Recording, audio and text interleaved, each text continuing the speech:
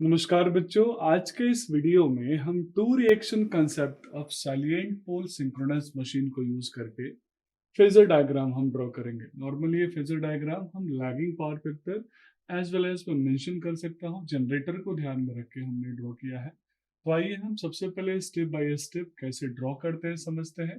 फिर हम यहाँ रिलेशन डेवलप करेंगे आई डी आई क्यू का, एक्स डी एक्स क्यू का, क्योंकि स्लिप टेस्ट में हमने एक्स डी एक्स क्यू को कैलकुलेट तो कर लिया पर हमें एग्जैक्टली नहीं पता एक्स डी और एक्स क्यू का प्रैक्टिकल यूटिलिटी क्या है। तो जब हम इस डायग्राम को ड्रॉ करेंगे बच्चों तो कुछ हम रेफरेंस लेंगे, कुछ रेफरेंस एक्सिस पे एनालाइज करेंगे।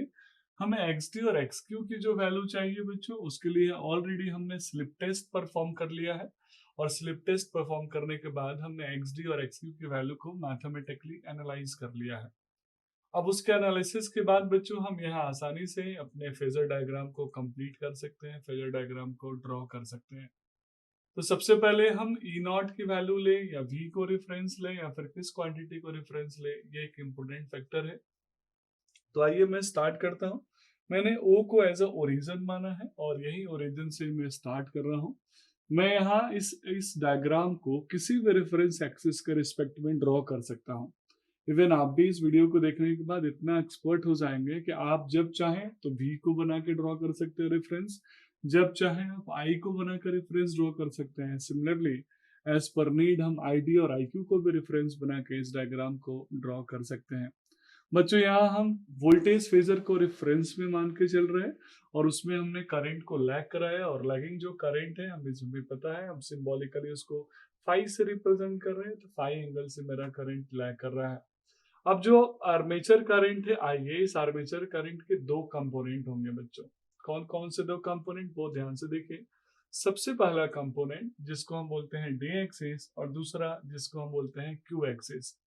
क्यू और डी एक्सिस का अरेंजमेंट कुछ इस प्रकार होता है बच्चों कि जो क्यू एक्सिस कंपोनेंट है, डी एक्सिस एक दूसरे से क्वाड्रेचर होते हैं। वो ध्यान से सुनिएगा, क्यू एक्सिस और डी एक्सिस कंपोनेंट एक दूसरे से क्वाड्रेचर होते हैं।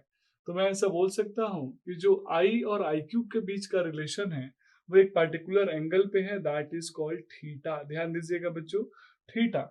मैंने यहाँ आई और आई क्यू को बोला थीटा है, मैं चाहूँ तो आई और ई नॉट को भी बोल सकता हूँ थीटा। आगे उसके बारे में डिस्कस करेंगे। तो यहाँ देखिएगा, मैं आई का स्प्लिटिंग कर रहा हूँ दो करंट में। सबसे पहला करंट में मान के चल रहा हूँ that is I Q, I Q current मैंने मान लिया। दूसरा करंट जो क्वाड्रेचर से 90 डिग्री डिस्प्लेस्ड होगा, यानी इससे 90 डिग्री डिस्प्लेसमेंट में लेके जा रहा हूँ, and that current is called I D.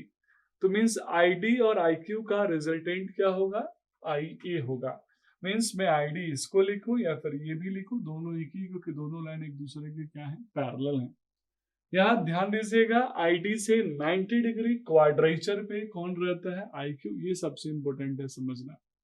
अब बच्चों हम बात करते हैं ड्रॉप्स की। तो ड्रॉप्स में हमारे पास आई आर ए ड्रॉप है। हम पहले भी मैथमेटिकल इक्वेशन बना कर ड्रॉ कर चुके हैं। मैं यहाँ थोड़ा आपके साथ ब्रीफ भी कर देता हूँ कि हमने इक्वेशन जो बनाया था उस इक्वेशन में v इक्वल टू हमने E naught minus I A R A minus का J I D X D और साथ में माइनस का J I Q X Q का एनालिसिस किया था। आप इसको भी चाहे तो और एक्सपांड कर सकते हैं। मैं एक्सपांड नहीं कर रहा हूं, मैं सिर्फ आई ए आर ए को लेके चल रहा हूं बच्चों। तो इसको मैंने मेंशन कर दिया, that is I A R A. I A R A के बाद अगला जो है that is I D X D. तो बच्चों आई ए आर ए मैंने वोल्टेज के फेज में वोल्टेज के साथ रखा है क्योंकि ये वोल्टेज है, लेकिन करंट के फेज में रखा है क्योंकि रेसिस्टिव लोड में करंट और वोल्टेज एक ही फेज में चलते हैं। तो इसके वोल्टेज ड्रॉप को मैंने इस करंट के पैरेलली ही ड्रॉ किया है। आप इसको ध्यान से चेक कर लीजिएगा। अब हम बात करते हैं आई डी एक्स डी का। तो बच्चों आई डी एक्स डी का लॉजिक बहुत सिंपल है। चूंकि ये इंडक्टर के अंदर होने वाला ड्रॉप है तो इसके अंदर जो रिलेशन डेवलप होगा वो होगा वोल्टेज एक्सिस के साथ ही, लेकिन ये अपने करंट से 90 डिग्री डिस्प्लेस्ड होगा। यहाँ बहुत से बच्चे कंफ्यूजन में रहते हैं कि सर अपने करंट का क्या मतलब है, कौन सा अपना करंट है इसका। तो अपना करंट का मतलब है वो करंट जो कि यहाँ यूज हो रहा है, दैट इज आईडी। तो आईडी कहाँ है बच्चों, ये है आईडी। तो इस आईडी से 90 डिग्री पे लीड करेगा वो करंट, क्योंकि ये इंडक्टर के अंदर होने वाला वोल्टेज ड्रॉप है। यहाँ आई से 90 डिग्री नहीं बच्चों, ध्यान दीजिएगा, आईडी से 90 डिग्री, क्योंकि आईडी का ये वैल्यू है। तो मैंने इस आईडी से 90 डिग्री इसको डिस्प्लेस्ड करा दिया। अब दूसरा कंपोनेंट बचा है कौन सा बच्चों, आई क्यू एक्स क्यू। सिमिलरली ये भी वोल्टेज के साथ में ही आएगा, लेकिन आई क्यू एक्स क्यू के अंदर कौन सा करंट है बच्चों, क्यू करंट है, आई क्यू करंट है।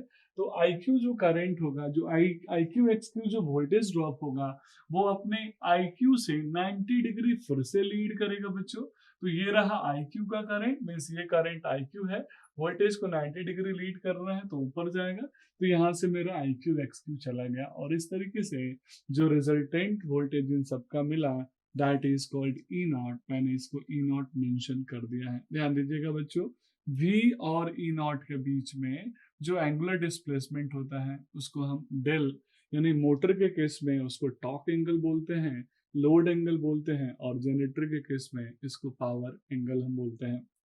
अब बच्चों इसको और डिटेल में हम एनालाइज करना चाहे तो कर सकते हैं। जैसे अगर मुझे इसका रिजल्टेंट वैल्यू निकालना हो, फाइनली एनालाइज करना हो, तो मैं यहाँ रिजल्टेंट वैल्यू निकालने के लिए कुछ जनरल एनालिसिस कर रहा हूँ। किस तरह का एनालिसिस बच्चों, मैं यहाँ इसको डिवाइड कर रहा हूँ और फाइनली मैं चाह रहा हूँ कि इसकी इक्विवेलेंट वैल्यू को कैलकुलेट कर सकूँ। इक्विवेलेंट वैल्यू को कैलकुलेट करने के लिए मैंने यहाँ इस पॉइंट पे मैंने एक परपेंडिकुलर लाइन ड्रॉ किया, जो कि इन दोनों का रिजल्टेंट होगा, ये मैंने ड्रॉ कर लिया। अब आप देखेंगे ये जो वैल्यू होगा वो कितना होगा, तो इस वैल्यू को मैंने मान लिया that is I D x Q. कुछ बुक्स में यहाँ पे आई डी एक्स डी लिखा है तो वो मिस्टेक है, वहां पे आई डी एक्स क्यू। अब आई डी एक्स क्यू ये है बच्चों, total I D X D है, तो ये रिमेनिंग पार्ट क्या होगा, तो आई डी एक्स डी में से आई डी एक्स क्यू को माइनस कर लीजिए, फाइनली आना चाहिए। तो यहाँ पे जो वैल्यू आएगा उसको मैंने मान लिया दैट इज आई डी, जो इनमें से माइनस करने के बाद आ रहा है, that is x D minus x Q.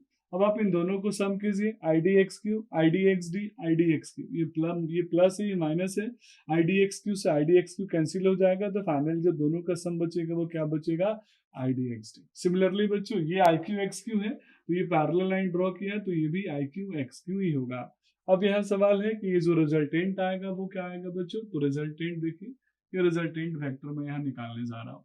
आप मुझे बताएंगे ये है एक्स क्यू, ये है एक्स क्यू, ये आई डी और आई क्यू का वेक्टर सम है, और आई डी और आई क्यू का वेक्टर सम क्या होगा बच्चों, आई, यानी आई ए। तो ये मैं बोल सकता हूँ कि ये होगा आई ए एक्स क्यू। ऐसे ही जरूरत पड़ेगी तो मैं आई ए एक्स डी भी कैलकुलेट कर सकता हूँ। आई ए एक्स डी भी हम चाहे तो कैलकुलेट कर लें। आई ए एक्स डी कैसे कैलकुलेट करेंगे, ये है आई डी एक्स डी, ये है कि आई क्यू एक्स, ये है कि आई क्यू और एक्स क्यू। तो यहाँ पे बच्चों आई डी एक्स क्यू है, यहाँ पे आई क्यू एक्स क्यू है। मैं इस अगर वेवफॉर्म को और बढ़ाऊं, इस ग्राफ को अगर मैं और आगे की तरफ ड्रॉ करूं, देखिएगा यहाँ मैं इसको और आगे की तरफ ड्रॉ कर रहा हूँ बच्चों। ड्रॉ करके मैं यहाँ पे पहुंचा इस पोजीशन पे, और फाइनली मैं इस ग्राफ को भी आगे की तरफ बढ़ा रहा हूँ, यानी इस डॉटेड लाइन को और आगे की तरफ बढ़ा रहा हूँ बच्चों। तो ये मुझे ग्राफ मिल रहा है। अब ये जो वैल्यू मुझे मिल रही है, जो कंप्लीट जो रेंज है बच्चों यहाँ से लेके यहाँ तक, इसको मैं बोल सकता हूँ that is I A x D. जैसे आई एक्स क्यू हमने निकाल लिया, वैसे हम आई डी एक्स डी भी निकालेंगे, और फाइनली आप इन दोनों को जैसे ही मिलाएंगे बच्चों, फाइनली ये एक नया आपको इंड्यूस्ड ईएमएफ मिल जाएगा, यानी ये जो वैल्यू होगी एक नई इंड्यूस्ड ईएमएफ की होगी, and that is equal to E naught dash. तो इस तरीके से बच्चों आप टू रिएक्शन थ्योरी में सैलिएंट पोल मशीन का फेजर डायग्राम आप आसानी से ड्रॉ कर सकते हैं। आई होप आपने समझ लिया होगा कैसे ड्रॉ करना है। अच्छे से इसको प्रैक्टिस करिए, इसके स्टेप्स को आप फॉलो करिए। आगे के वीडियोस में हम एक्सिस को चेंज करके, एक्सिस को शिफ्ट करके फिर फेजर डायग्राम को चाहे तो ड्रॉ कर सकते हैं। That's all about this video. Thank you so much.